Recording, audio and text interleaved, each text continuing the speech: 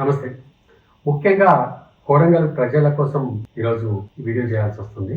ఈరోజు ఆ పేపర్ పేరు నాతో అనడం కూడా నాకు అసహ్యం. గుమస్తా తెలంగాణ అని ఒక పేపర్ ఉంటుంది.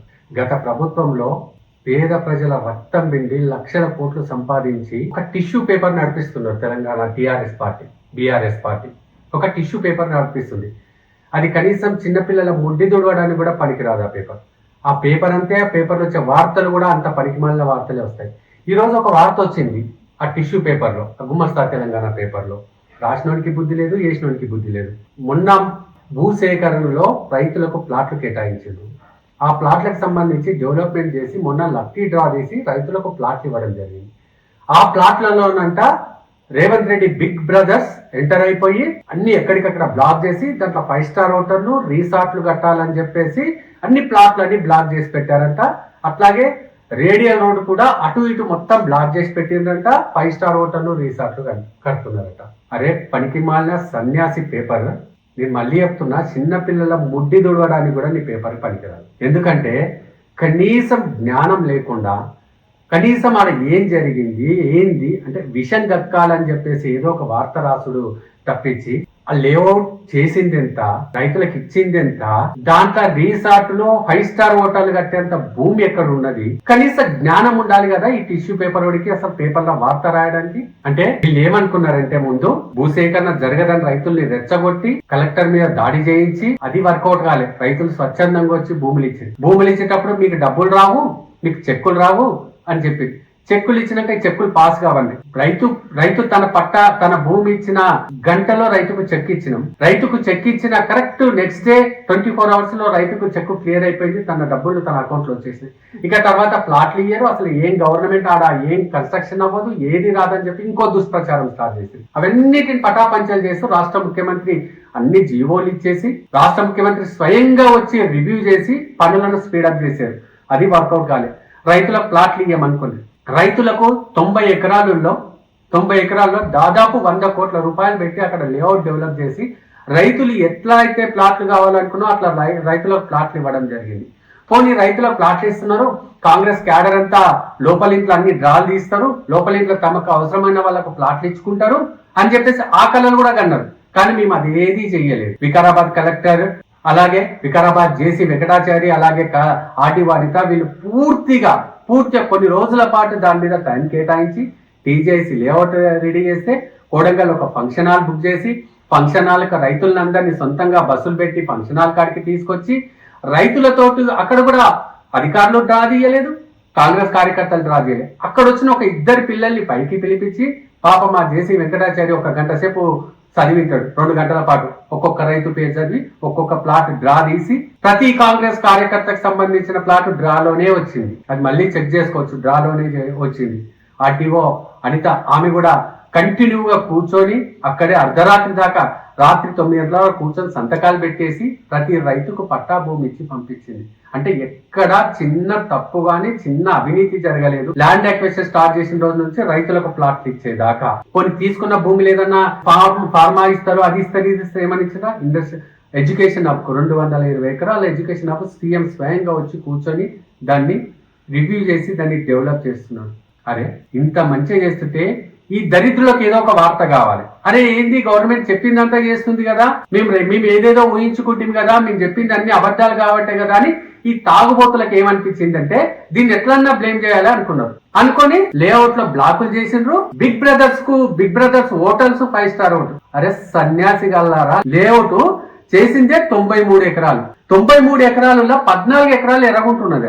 ఎర్రగుంటకు 14 ఎకరాలు వదిలేసిండ్రు. డిటిసిపి అప్రూవల్ లేఅవుట్ అది. డిటిసిపి అప్రూవల్ లేఅవుట్ లా 93 ఎకరాలు చేస్తే 34 ఎకరాల్లో మాత్రమే ప్లాటింగ్ వచ్చింది. ఆ 34 ఎకరాల్లో 572 మంది రైతులు సొంతంగా డ్రా తీసుకొని ప్లాట్లు తీసుకున్నారు. అంటే మాక్సిమం 95% రైతులకు ప్లాట్ కేటాయించడం జరిగింది. రైతు ఆ ప్లాట్ తనకు వచ్చిన ప్లాట్ పేపర్ తీసుకెళ్లి అదే రాత్రికి భూమి మీదకి పోయి తనకి ఏ ప్లాట్ వచ్చిందో వీడియో తీసుకొని ఫోటో తీసుకొని సోషల్ మీడియాలో షేర్ చేసుకొని ఆనందాన్ని పంచుకున్నాడు.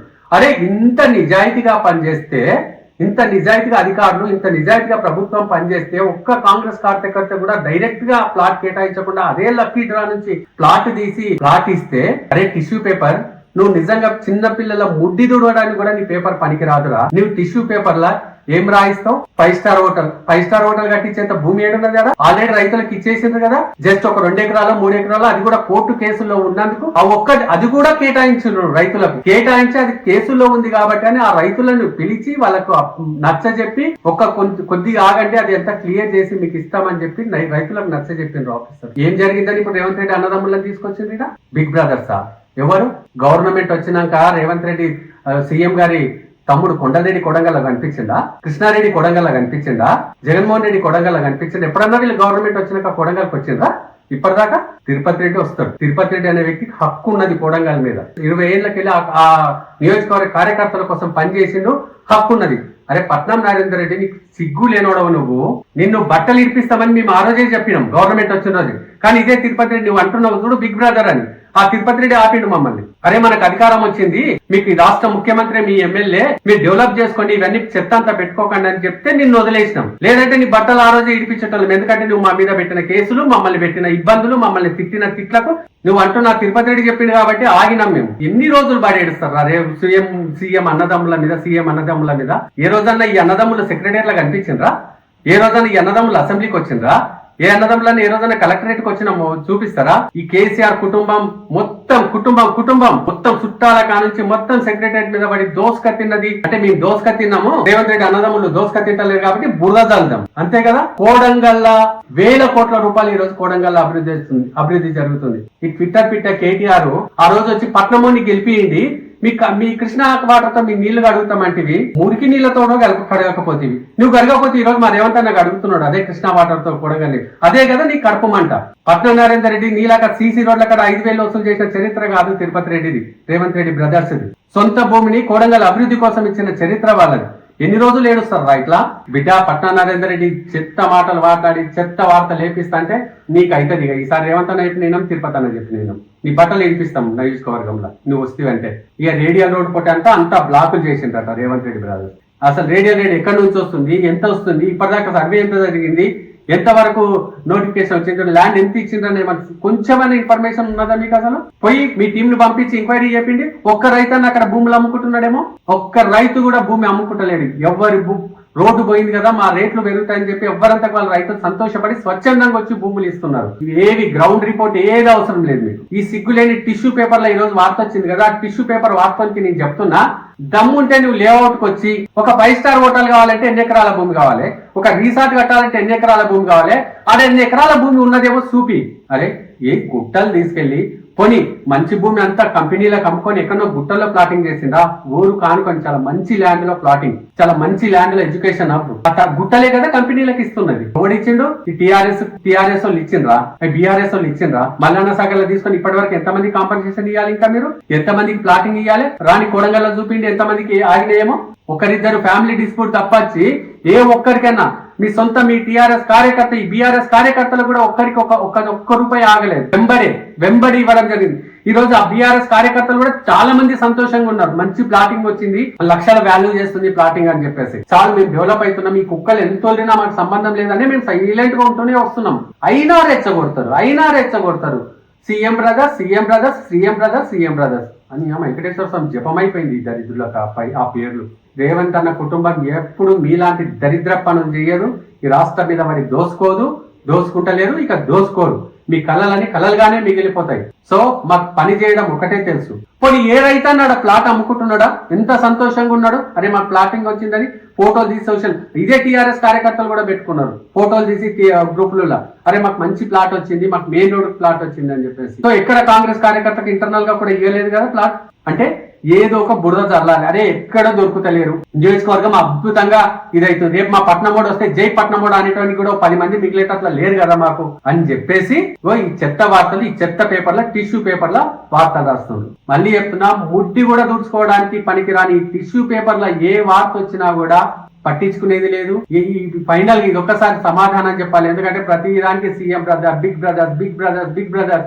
అరే ఏం పట్టింది? ముఖ్యమంత్రికి వచ్చి 5 గంటల సేపు అడవిలో కూర్చొని రివ్యూ చేసి ఆఫీసర్లందరిని ఆడికి పిలుచుకొని, కొడంగల్ మీద ప్రేమ కదా, కృష్ణా వాటర్ తో కాళ్ళు కడుగుతా పట్నమని కోట్లేయండి అని చెప్పి పట్నముడు పట్నమేవా, ట్విట్టర్ పట్నమేవా, మరేమంతా అట్లా పోలే కదా.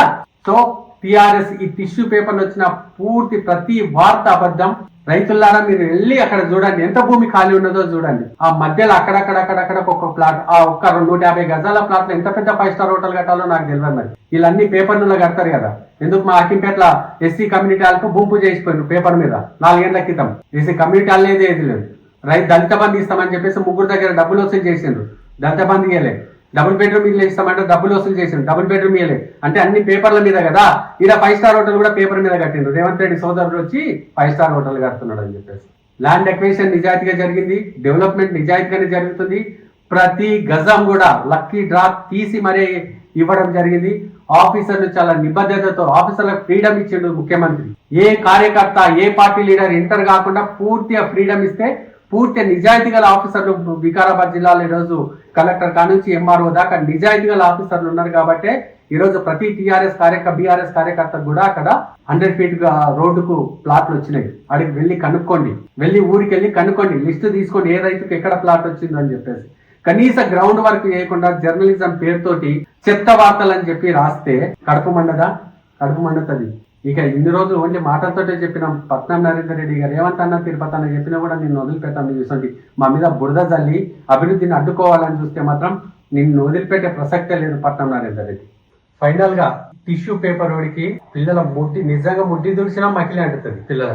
అసలు ఈ పేపర్ ఓడికి పట్నం నరేందర్ రెడ్డికి చెప్తున్నా, బిడ్డ ఇన్ని రోజులు అంటే ఊరుకున్నాం, ఇంకా నువ్వు సీఎం బిగ్ బ్రదర్స్ అని తిరుపతి అన్న మీద పడి వేసినావు అనుకో, నీ ఈపులు వలగొడతాం బిడ్డ. ఇక కాంగ్రెస్ క్యాడర్ ఇన్ని రోజులు సైలెంట్ ఉంది కానీ ఇంకా నువ్వు అన్నావు అనుకో, 3C రోడ్ల కాడ 5,000 కమిషన్ అడిగిన నీ చరిత్ర ఏంది, తన సొంత భూమిని బస్ డిపోకి ఇచ్చిన తిరుపతి అన్న చరిత్ర ఏందో ఒక్కసారి కొడంగల్ గల్లీల్లో అడుగు బిడ్డ. నువ్వు ఇన్ని రోజులు సహనంతో ఉన్నాం, ఇక ఇటువంటి చెత్త వార్తలు రాస్తూ కొడంగల్ భవిష్యత్తును నాశనం చేస్తాం, కొడంగల్ అభివృద్ధిని అడ్డుకుంటామంటే పేపర్ ఈపులు వలుగుతాయి, నీ ఈపులు వలుగుతాయి. పట్నం నరేందర్ రెడ్డి మళ్ళొక్కసారి ఆయన తిరుపతి అన్న పేరు తీసుకొని సీఎం బిగ్ బ్రదర్ అని తీసుకొని చెత్త వార్తలు రాసి కొడంగల్ అభివృద్ధిని అడ్డుకుంటామంటే మాత్రం ఇది నీకు కాంగ్రెస్ కార్యకర్తలుగా కాదు, కొడంగల్ ప్రజలుగా నీకు ఇస్తున్న వార్నింగ్. ఇది నీ ఈపులు ఖచ్చితంగా పగలగొడతాను బిడ్డ.